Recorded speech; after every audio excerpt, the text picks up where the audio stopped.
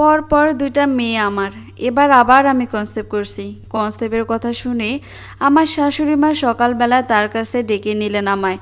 তারপর মুখটা কুঁচকে বললেন, বৌমা শুনছি আবার নাকি পেট বাঁধাইছো। শাশুড়ি তো মায়ের মতোই, মার মুখ থেকে এ ধরনের কথা শুনতে মোটেও ভালো লাগে না।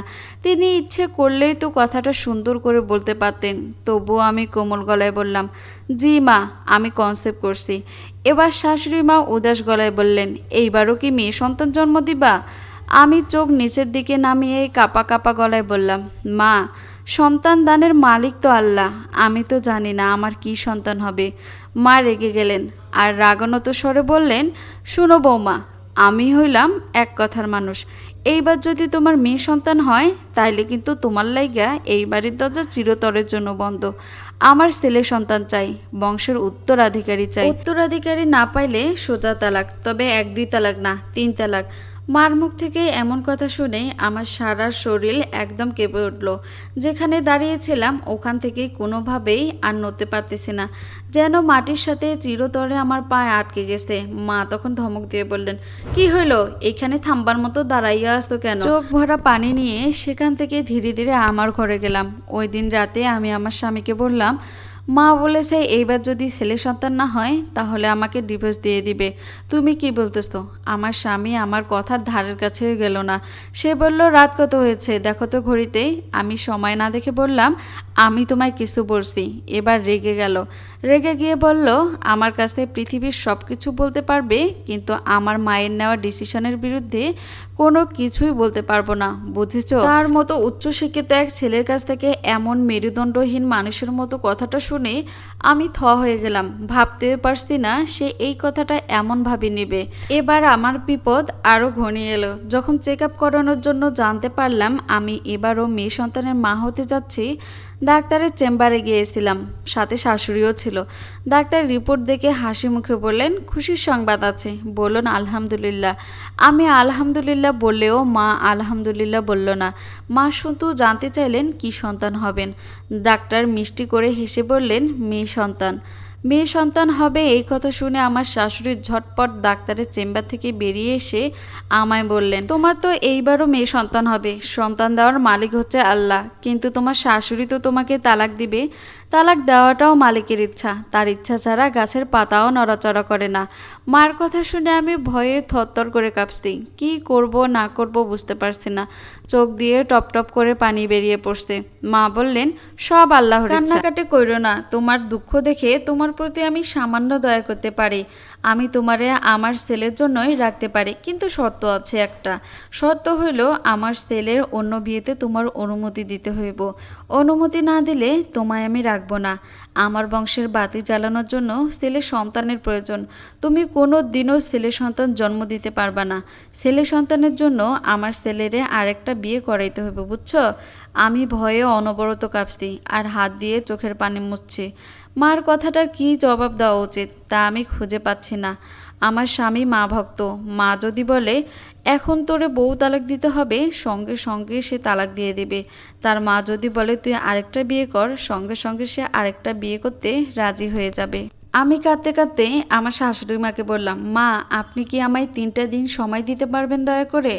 মা খানিকটা সময় চুপ করে রইলেন, তারপর বললেন, দিতে পারি, কিন্তু এরপর আর কোনো আবদার করা যাবে না আমার কাছে। আমি বললাম, আমার কোনো আবদার নেই, আমি আর কখনোই আবদার করব না। মা বললেন, ঠিক আছে, আসো এখন বাসায় যাই। আমি বললাম, না মা, আপনি বাসায় যান। এই 3টা দিন আমি আমার ভাগ্য খুঁজবো, আমাকে এখন বেরোতে হবে। মা বললেন, যদি কোনো আপদ বিপদ হয় তাহলে কিন্তু এর মধ্যে আমার ছেলের নাম যেন না আসে। তুমি নিজের ইচ্ছায় যাইতেছো কিন্তু। শাশুড়ির কথাটা শুনে বুঝলাম তিনি মনে মনে চাইছেন আমি বিপদেই পড়ি, যেন আমার কিছু একটা হয়ে গেলেই তার মঙ্গল। তিনি রিক্সা করে বাড়ির পথ ধরলেন আর আমি ধরলাম বাবার বাড়ির পথ। এই আধারের রাতে ভারী শরীর নিয়ে কাঁদতে কাঁদতে ফুটপাত ধরে হাঁটছিলাম আমি।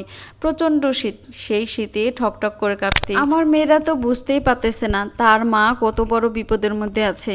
আমার বাবার বাড়িতে গিয়ে দরজা ধাক্কা দিতেই আমার মা আসলেন। তিনি অবাক হয়ে গেলেন, এত রাতে এই শরীর নিয়ে একা তুই? আমি হাউমাউ করে কেঁদে উঠলাম। কাঁদতে কাঁদতে বললাম, মা, আমার স্বামী আমাকে ডিভোর্স দিতে চায় আর এতেও সে রাজি।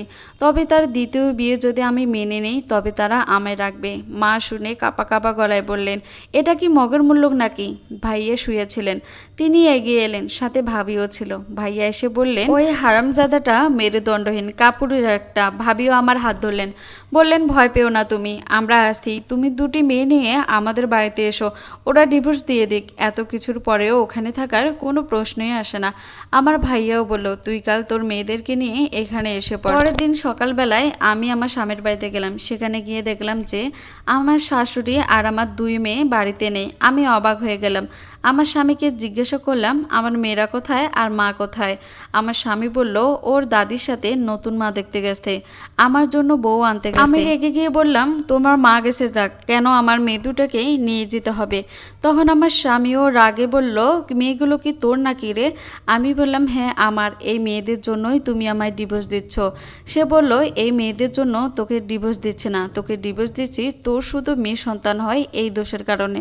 দোষটা আমার নয়, দোষটা তোমার। আমিও বললাম, ঠিক আছে, দেখি তোমার নতুন বউয়ের কি করে ছেলে সন্তান হয়, আর দোষটা কার এটা তখন তুমি পরে বুঝবে। তখন আমার স্বামী আমাকে বলল, হ্যাঁ তুমিও দেখে নিও, আমার নতুন বউ বছর বছর ছেলে সন্তানের জন্ম দিবে।